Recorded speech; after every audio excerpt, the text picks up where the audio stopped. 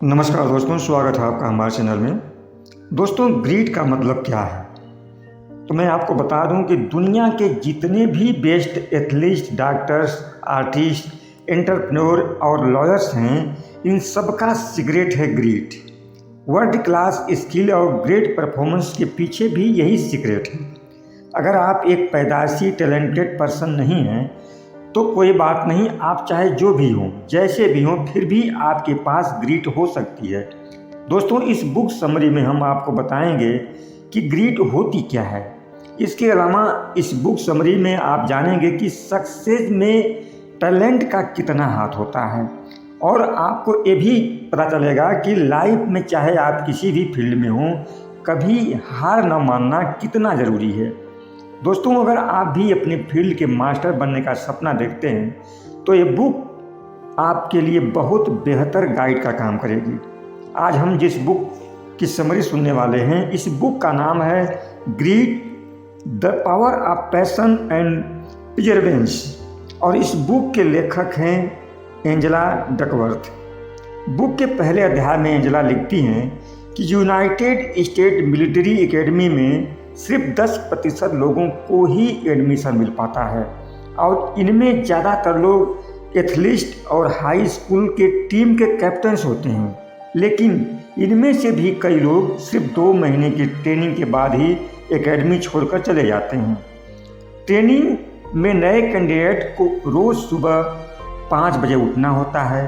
पूरा दिन physical exercise की ट्रेनिंग और क्लासरूम लेक्चर का सिलसिला चलता रहता है। दिन भर में इन्हें बस 3 ब्रेक्स मिलते हैं, ब्रेकफास्ट, लंच और डिनर के लिए, और रात 10 बजे ये लोग सोने जाते हैं। ये इनका डेली का रूटीन होता है। इनके लिए कोई वीकेंड, कोई छुट्टी नहीं होती। इन नए कैंडिडेट को बाहरी लोगों के साथ मिलने की परमिशन भी नहीं होती है। इस ट्रेनिंग में कैंडिडेट को फिजिकली ही नहीं बल्कि मेंटली और इमोशनली भी ट्रेन किया जाता है। यानी मिलिट्री ट्रेनिंग का मतलब सोल्जर्स को इतना स्ट्रॉन्ग बना देना कि वो फ्यूचर में आने वाले चैलेंजेस का सामना कर सकें। इस ट्रेनिंग के जरिए आर्मी श्योर कर लेती है कि कौन गिव अप करेगा और कौन ट्रेनिंग पूरी करके ग्रेजुएट बनेगा।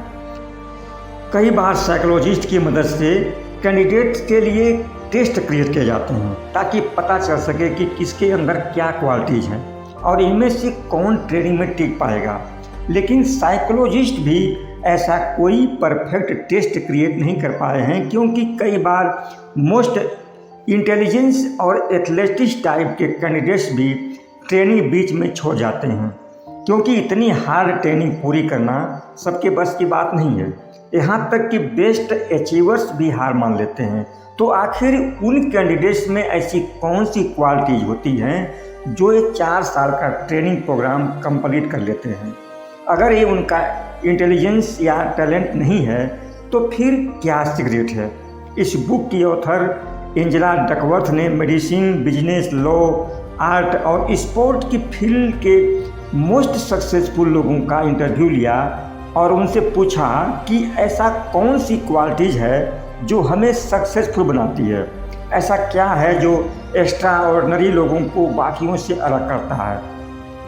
एंजेला ने देखा कि कई ऐसे टैलेंटेड लोग अपने करियर में बेस्ट बनने से पहले फेल हो चुके थे। एंजेला ने ये भी ऑब्जर्व किया कि अधिकांश सक्सेसफुल लोगों की 2 कॉमन क्वालिटीज़ होती हैं। पहली तो ये कि वो फेल होने के बाद भी गिव अप नहीं करते हैं, यानी आसानी से हार नहीं मानते हैं। जैसे किसी राइटर को स्टोरीज लिखना काफ़ी बोरिंग लगता था, लेकिन उसने लिखना नहीं छोड़ा, अपने काम में इम्प्रूवमेंट करता गया। बाद में उस राइटर ने कई बेस्ट सेलिंग पुस्तकें लिखी, कई अवार्ड भी जीते। सक्सेसफुल लोगों की दूसरी कॉमन क्वालिटी है कि वो कभी सेटिस्फाई नहीं होते। वो अपने काम में इम्प्रूवमेंट करते रहते हैं, तब तक करते हैं जब तक कि वो उसके मास्टर न बन जाएं। काम चाहे कितना ही बोरिंग या पेनफुल हो, ये उसे पूरा किए बिना नहीं छोड़ते। इन्हें अपने काम में कोई ना कोई कमी दिख जाती है, इसलिए ये बेहतर से बेहतर करते चले जाते हैं। अपने गोल्स को लेकर ये एकदम क्लियर होते हैं। तो अगर हम इन 2 क्वालिटीज़ के नाम रखें तो पहला है प्रिजर्वेंस और दूसरा है पैशन। प्रिजर्वेंस यानी हार्डवर्क और गिरकर फिर से उठना, और पैशन का मतलब है पक्का इरादा और डायरेक्शन। और इन सारी क्वालिटीज को हम एक नाम दे सकते हैं और वो है ग्रीड, यानी पैशन और प्रिजर्वेंस।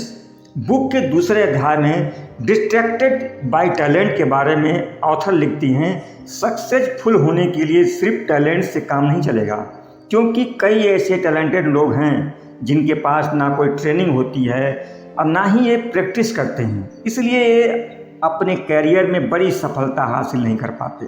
दूसरी तरफ ऐसे लोग भी हैं जो बिल्कुल स्पेशल नहीं लगते, उनकी शुरुआत एकदम एवरेज लेवल पर होती है, लेकिन वक्त के साथ ये लोग अपनी ग्रीड की वजह से अपने फील्ड के मास्टर बन जाते हैं। बेशक इनमें टैलेंट हो या ना हो, लेकिन अपने पैशन और परसेंस की वजह से इन्हें सक्सेस मिलती है। इस बुक की ऑथर एंजेला डकवर्थ फ्रांसिस्को के एक पब्लिक स्कूल में मैथ पढ़ाती थीं। उन्होंने नोटिस किया कि जिन बच्चों का मैथ अच्छा था उन्हें क्लास में एवरेज मार्क्स मिलते थे, लेकिन जो स्टूडेंट काफ़ी प्रैक्टिस करते थे वो टेस्ट में काफ़ी अच्छा परफॉर्म करते थे। डेविड इन्हीं हार्डवर्किंग स्टूडेंट में से एक था। डेविड थोड़ा शर्मीला टाइप का था और चुपचाप रहता था और मैथ में कमज़ोर था। इसके बावजूद वो हमेशा अच्छे मार्क लाता था। एंजेला ने नोटिस किया कि डेविड बाकी बच्चों से ज़्यादा फोकस्ड और इरादे का पक्का था। एक दिन क्लास के बाद डेविड ने एंजेला से कहा, मैडम मुझे मैथ में और एक्सरसाइज करने को दीजिए। एंजेला को डेविड में पोटेंशियल दिखाई दिया। उसने डेविड को एडवांस मैथ प्रोग्राम ज्वाइन करने को कहा। फिर 1 साल के बाद एंजेला ने डेविड से उसकी परफॉर्मेंस के बारे में पूछा तो डेविड ने बताया कि मैथ उसके लिए बहुत डिफ़िकल्ट है, उसे मुश्किल से A ग्रेड मिलता है। सवालों को दोबारा सॉल्व करने के लिए बार बार टीचर की हेल्प लेनी पड़ती है। लेकिन डेविड जब ग्रेजुएट हुआ तो उसे एडवांस कैलकुलस क्लास में नंबर 1 पोजीशन मिली। एंजेला को पता चला कि डेविड ने कॉलेज में इकोनॉमिक्स और इंजीनियरिंग ली है, और इसके बाद डेविड ने मैकेनिकल इंजीनियरिंग में PhD की डिग्री भी हासिल कर ली। दोस्तों, डेविड एक शर्मीला लड़का था जिसे मैथ में कम नंबर मिलते थे, लेकिन उसके प्रेजेंस और पैशन ने उसे हाई लेवल पर पहुंचा दिया। उसके पास नेचुरल टैलेंट नहीं था, लेकिन उसके अंदर ग्रीड जरूर थी। बुक का अगला चैप्टर है एफर्ट्स काउंट्स ट्वाइस। लोग स्पोर्ट में जब किसी अचीवर के बारे में सुनते हैं तो उन्हें लगता है कि उसमें ज़रूर कोई नेचुरल टैलेंट होगा, वो ज़रूर एक्स्ट्रा ऑर्डिनरी होगा। लोग अक्सर एथलीट को सुपर ह्यूमन समझ लेते हैं। किसी भी स्पोर्टमैन के पास कोई जादू की छड़ी नहीं होती। अगर उनकी सक्सेस का कोई सीक्रेट है तो वह सिर्फ एक है ग्रीड, यानी इनकी सक्सेस का राज है कई घंटों की लगातार प्रैक्टिस जो ये हर रोज़ करते हैं और हारने के बावजूद हार नहीं मानते। लोग ओलंपिक में इनकी परफॉर्मेंस देखते हैं, लेकिन उस परफॉर्मेंस के पीछे की कड़ी मेहनत कोई नहीं देखता। ये लोग अपनी रोज़ की ट्रेनिंग में अपनी लिमिट से बाहर जाकर प्रैक्टिस करते हैं। अगला चैप्टर है हाउ ग्रिटी आर यू। एक बार एंजेला डकवर्थ ने व्हार्टन स्कूल में एक लेक्चर दिया। लेक्चर के बाद एक नौजवान व्यक्ति उनके पास आया और उस व्यक्ति ने बताया कि उसने एक स्टार्टअप कंपनी खोली है, अपने बिजनेस में कई $1000 कमाए हैं, वो अपने गोल्स अचीव करने के लिए दिन रात मेहनत करता है। उसने कहा कि मैं जानना चाहता हूँ कि ग्रीड का मतलब क्या है। एंजेला डकवर्थ उसकी बातों से काफ़ी इम्प्रेस हुई और उसने बिजनेसमैन से कहा कि देखिए, ग्रीड का मतलब इंटेंसिटी से ज़्यादा कहीं स्टेमिना के बारे में है। एंजेला ने कहा, अगर तुम अपने एटीट्यूड में ग्रीड लाना चाहते हो तो जो चीज़ तुम कर रहे हो उसे कंटिन्यू करते रहो। तुम चाहो तो कंपनी चेंज कर सकते हो, लेकिन अपना पैशन और डायरेक्शन सेम रखो, यानी एक ही कैरियर पाथ में बने रहो। एक चीज़ छोड़कर दूसरी में हाथ डालना ग्रीड नहीं है। जिस भी चीज़ में आपको एक्सपर्ट या एक्स्ट्राऑर्डिनरी बनना है और सक्सेस अचीव करनी है, उसी चीज़ की आपको लंबे समय तक प्रैक्टिस करनी होगी। जिसके पास ग्रिट होती है वो अपने काम से इतना प्यार करता है कि चाहे कुछ भी हो जाए वो कभी गिव अप नहीं करता। ग्रीड का मतलब ये नहीं है कि आप किसी एक कैरियर से प्यार करो, बल्कि आपको जो काम पसंद है उस काम से हमेशा प्यार करते रहो। आपके लाइफ का पैशन क्या है जानने के लिए वॉरेन बफेट एक सिंपल तरीका बताते हैं, जिसमें 3 स्टेप हैं। पहले स्टेप में एक पेपर पर अपने कैरियर के करीब 25 गोल पॉइंट में लिखिए। सेकेंड स्टेप में जो भी लिखा है उस पर फोकस करिए। ऐसे 5 गोल्स चूज करिए जो आपके लिए मोस्ट इम्पोर्टेंट हैं। इन 5 गोल्स को अलग पेपर पर पॉइंट में लिखिए। थर्ड स्टेप में जो 20 गोल्स आपने सेलेक्ट नहीं किए हैं उन्हें इग्नोर कर दीजिए, क्योंकि ये आपकी एनर्जी और टाइम दोनों वेस्ट करेंगे।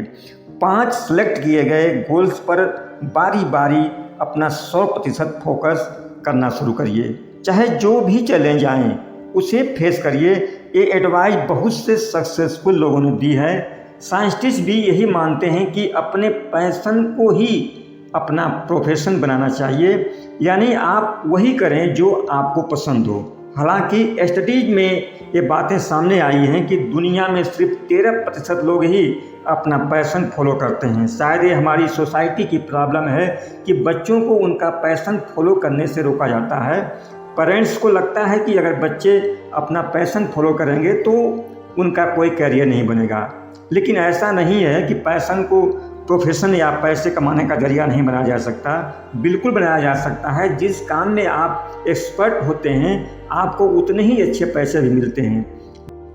बुक के अगले अध्याय में ऑथर लिखती हैं कि आपको 10 साल के लिए कम से कम 10,000 घंटे की प्रैक्टिस करनी होगी, तब जाकर आप किसी फील्ड के मास्टर बन सकते हैं। लेकिन अगर आप लंबे समय तक सेम चीज़ करेंगे तो सक्सेस नहीं मिलेगी। यानी स्किल में इम्प्रूवमेंट लाना ज़रूरी है। यानी जब एक खास गोल हासिल हो जाए तो दूसरा गोल सेट कर लीजिए और फिर इसके बाद एक नया गोल सेट कर लीजिए। आप इसका ग्राफ बनाएं तो मालूम चलेगा कि जो लोग कैरियर के शुरुआत में ही गिव अप कर लेते हैं वो अपनी स्किल में पीछे रह जाते हैं। यानी कि हर रोज़ सेम चीज़ रिपीट करने वाले भी इम्प्रूव नहीं करते, मगर वर्ल्ड क्लास एक्सपर्ट अपनी स्किल में लगातार इम्प्रूवमेंट लाते रहते हैं।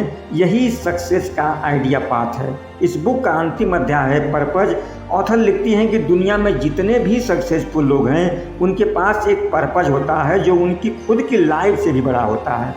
कोई भी सक्सेस जर्नी एक इंटरेस्ट के साथ स्टार्ट होती है, यानी एक ऐसा काम ढूंढना जो आप इंजॉय कर सकें। अगली स्टेज है प्रैक्टिस और सेल्फ डिसिप्लिन, यानी अपना कैरियर कभी मत छोड़ें चाहे कितनी भी मुश्किलें आएं। और फाइनल स्टेज होती है पर्पज, यानी आप चाहे जो कुछ भी करते हैं उसका एक ग्रेट पर्पज तो होना ही चाहिए। आपको ये देखना होगा कि आपके पर्पज से दूसरों को कितना भला होता है। उम्मीद है ये ऑडियो बुक समरी आपके कैरियर में एक गाइड का काम करेगी। धन्यवाद।